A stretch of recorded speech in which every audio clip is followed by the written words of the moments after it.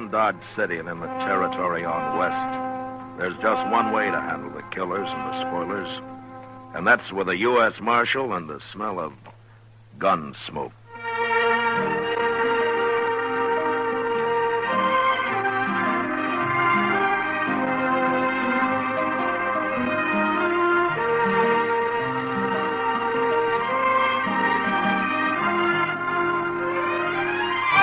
Gunsmoke, the story of the violence that moved west with young America.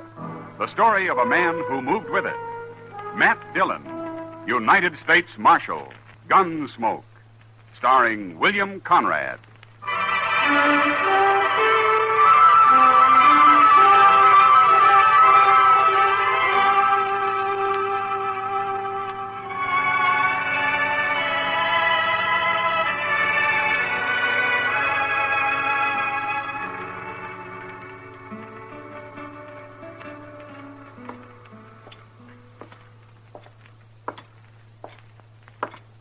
You're a stranger in Dodge, Marshal. Well, I've only been gone a week, Sam.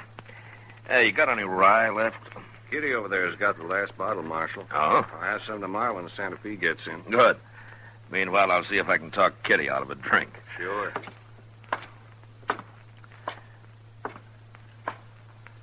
I heard you were back, Matt. How are you?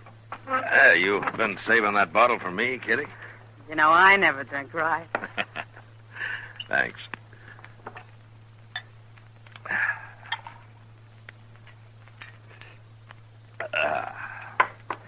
Well, it's the closest I've been to civilization in a week. Did you find what you're after?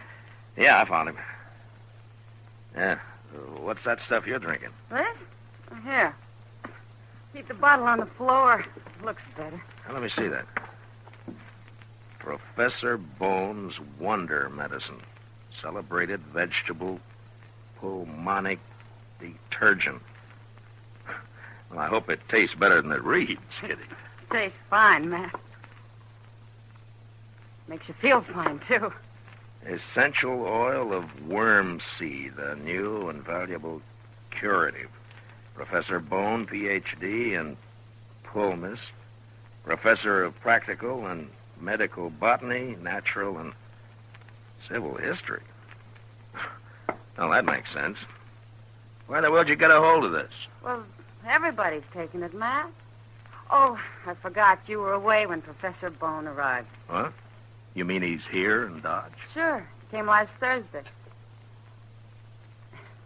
Got a fancy wagon he lectures from every day. Bought this time, as a matter of fact. You should hear him, Matt. He's great. Yeah. He must be. No, he really is. Well, what's in that tonic, Kitty? You're kind of misty already. Makes you feel great, Matt. Try some. Here. No, thanks.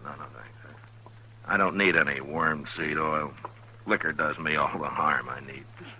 You'll buy some once you've heard him talk. He's awful smart, Matt. Yeah, he must be. He's a professor. It says so on the bottle there. I don't care if he's a professor or not. He makes wonderful tonic. Yeah, I can see he does. Matt? Oh, I'm glad you're back. Yes, you come with me. Hello, Doc. Sit down. No, you come with me. Outside. I want you to see this spectacle. What? Oh, well, what are you talking about, By Doc? this red-nosed old scarecrow, Lute Bone. He ought to be tarred and feathered, that's what. Oh, look right there. There's a bottle of Kitty. That's yours. It's good, Doc. Real good. I'm going to smash this bottle in the street. No. And if I find you drinking any more of it, I'll paddle you. That's what I'll do. Really, Doc? Oh, you see what it does to people? Come on, Matt. Okay, Doc, I might as well find out what this is all about. You'll excuse us, Kitty? You, not Doc. I mean what I said, Kitty. Boy. Yeah, let's go, Doc.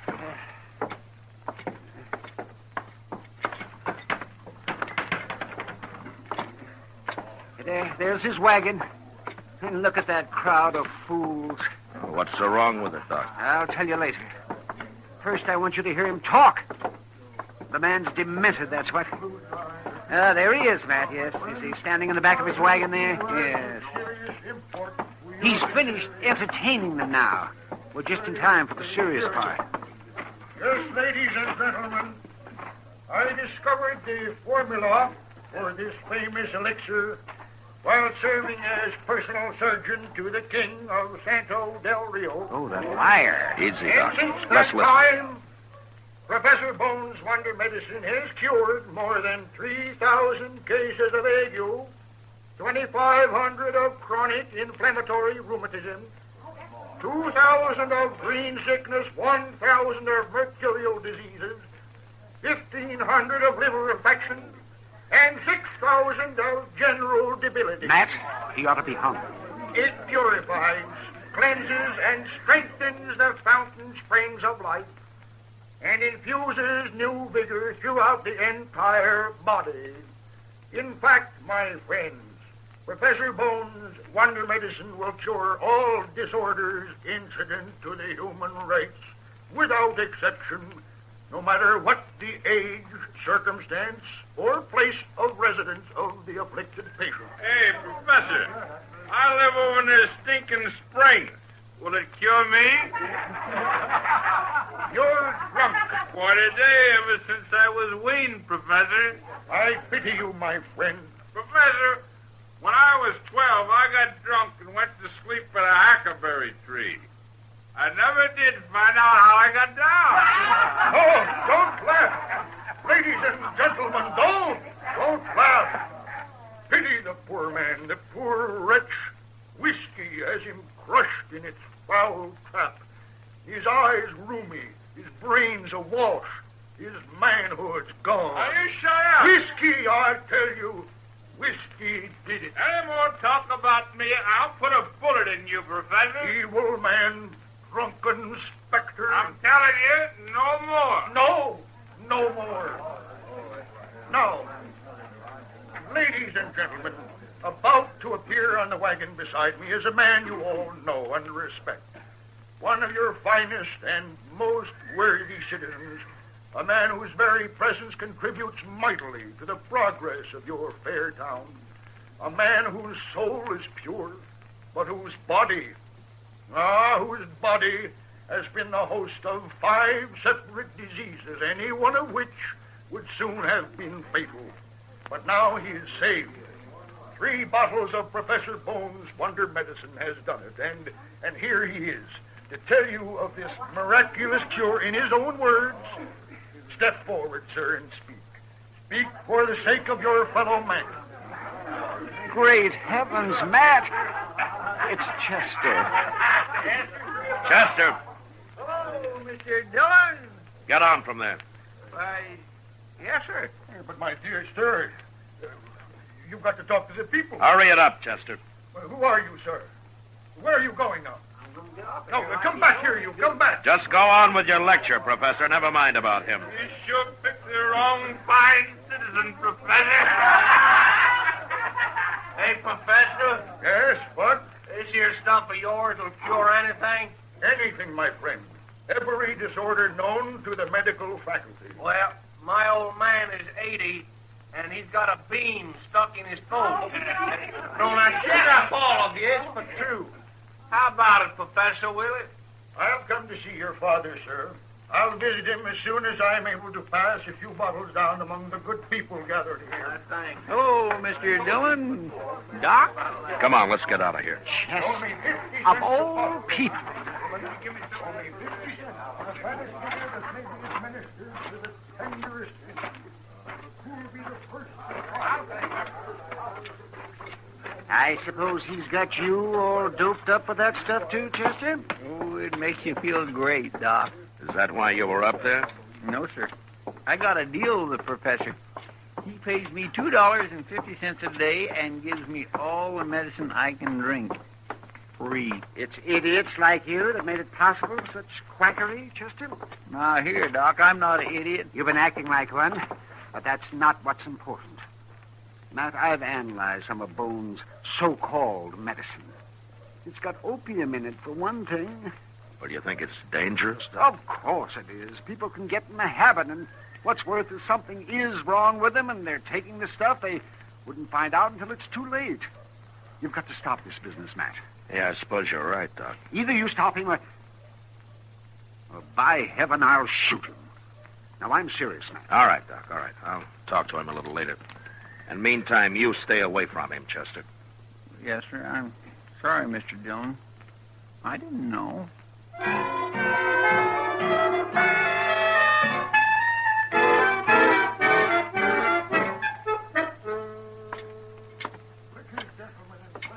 Blood causes dropsy and gout, unhappy wives, empty larders, naked children, lost cows, leaky roofs. That's enough, Professor. Bloody noses, broken shins, flat purses, and bad reputation. I said that's enough of that, Professor. Now get out of here before I break a bottle of good whiskey over your head. You're a destroyer of men, agent of the devil. Oh, shut up. Nobody's going to preach against liquor in my place. I'll fix you. All right, boys. hold it, Sam. Hold it. Professor Bone, I'd like to have a word with you. And who are you, sir? I'm a U.S. Marshal. Now, let's sit at a table over there, huh? Come on. I'm at your service, Marshal.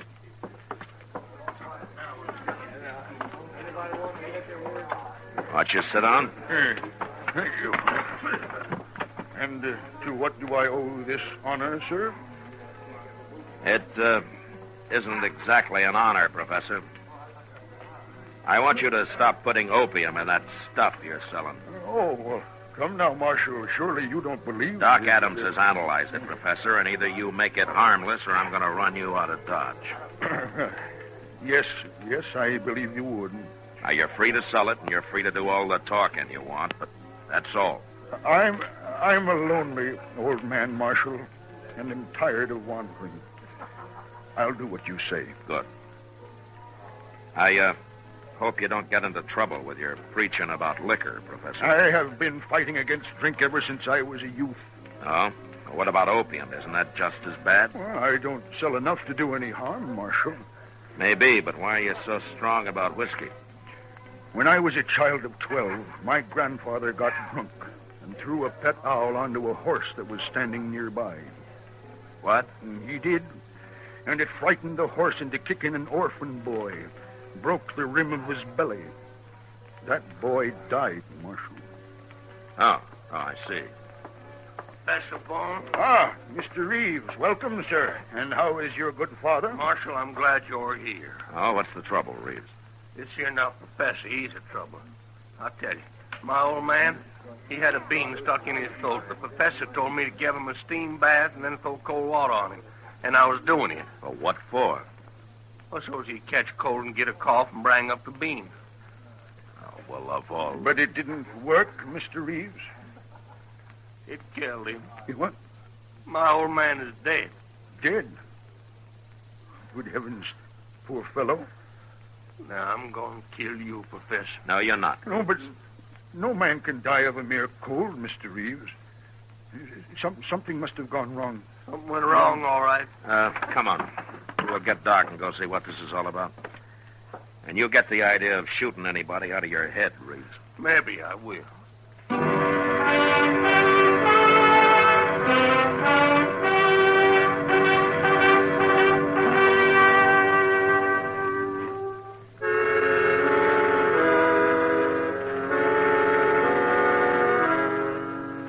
Professor Bone wasn't a normal, everyday type citizen, but he wasn't a murderer either.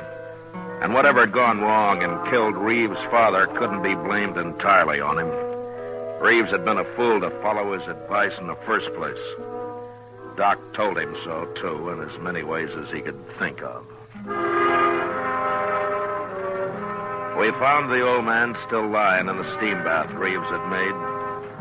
All he'd done was to dig a big hole in the ground with a fire pit in the middle and then stretch some canvas across the top for a roof. Doc climbed down into it, and after a few minutes, he came back out again. Well, Reeves, all I can figure is your father died of a heart attack. I don't believe it, Doc. That old man was strong as a bull. Well, I know that, but there's nothing else that could have caused it. How long did you have him in there, Reeves? Oh, maybe half hour, Marshal. He was having a fine time when I left him. He poured a whole jug of vinegar on them rocks. I went up to the house to get some more. Oh, wait a minute. What'd you say? Vinegar? Sure. Professor here said it'd help him to sweat. Wait a minute.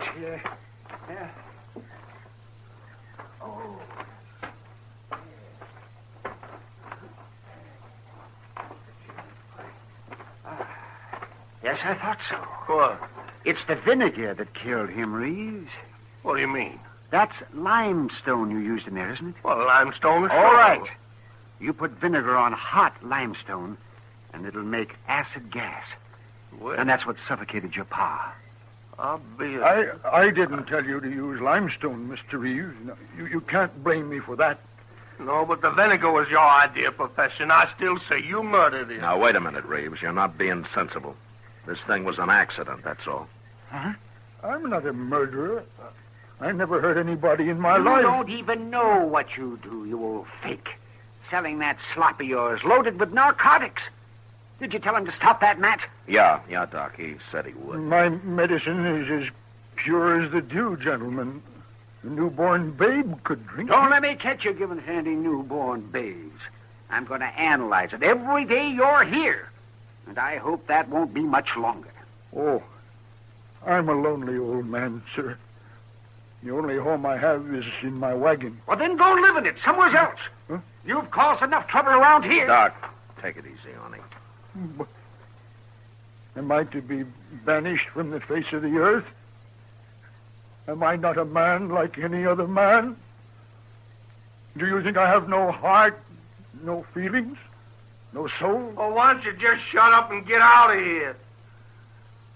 I want to bury my old man.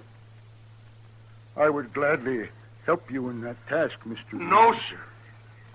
No, sir, not you. Not by a long shot. You are unkind, sir. Gentlemen, I take my leave of you. Good day.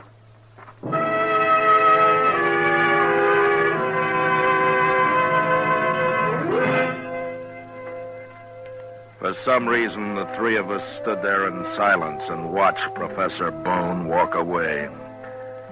He stopped once and glanced back at us for a moment, then went on. Later, when we got back to Front Street, his wagon was gone, and we figured probably that'd be the last that we'd see of him.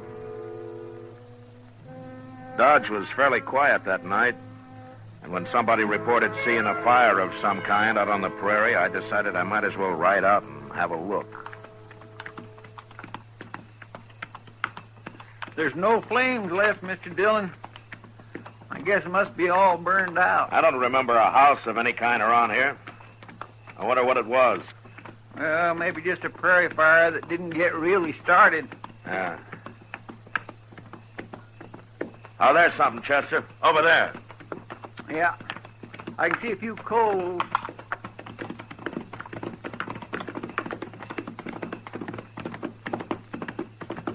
Holla. Why, it's a wagon, Mr. Dillon. It's all burned up. That's Professor Bone's wagon, Chester. I golly, sir, you're right. That's his horse, too. Professor! Professor Bone? Now, let's take a look here.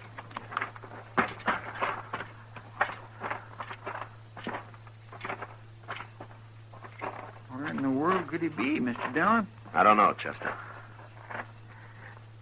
Look out now. I'm going to move some of this. Yeah, I'll help you.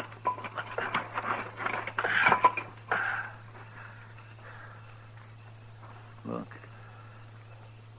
Look right there. Yeah, You think that's a professor? I'm afraid so, Chester. Poor old fella.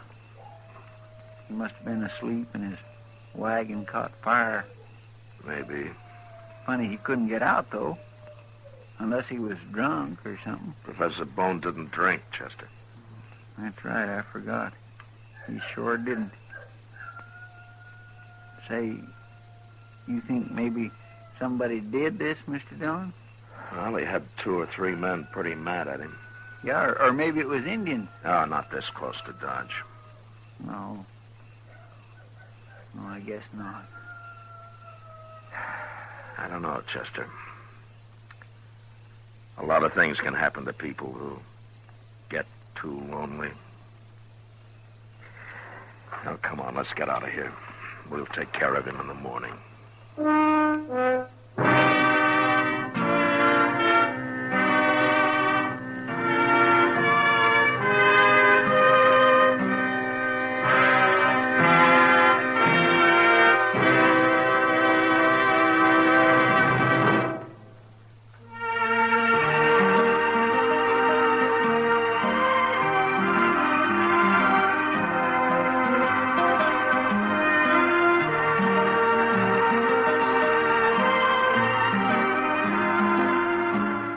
Gunsmoke, under the direction of Norman MacDonald, stars William Conrad as Matt Dillon, U.S. Marshal. Tonight's story was specially written for Gunsmoke by John Meston, with music composed and conducted by Rex Corey. Featured in the cast were John Daner, Barney Phillips, Paul Dubob, and Lawrence Dobkin. Parley Bear is Chester, Howard McNear is Doc, and Georgia Ellis is Kitty. Ken Peters speaking. Join us again next week as Matt Dillon, U.S. Marshal, avenges a killing during his fight to bring law and order out of the wild violence of the West in Gunsmoke.